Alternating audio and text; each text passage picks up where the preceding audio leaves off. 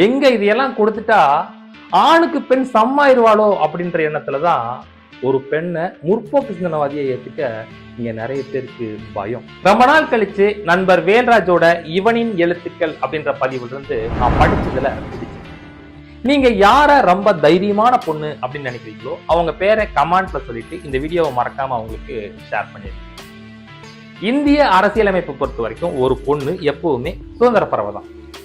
ஆனா இந்திய ஆணாதிக்கத்தை பொறுத்த வரைக்கும் அந்த பொண்ணு எப்பவுமே சிறைப்பறவை.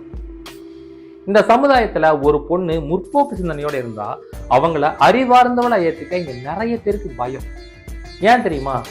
அவங்க ஆழ்ந்து யோசிப்பாங்க, கூர்ந்து கவனிப்பாங்க, எல்லா விஷயத்திலையும் நேர்மையா நடப்பாங்க, பெண்மையை பத்தி பேசுவாங்க, யாருக்குமே பயப்பட மாட்டாங்க, அநீதிக்கு எதிராக போராடுவாங்க, சம உரிமை கேட்பாங்க, அடக்குமுறையை எதிர்ப்பாங்க.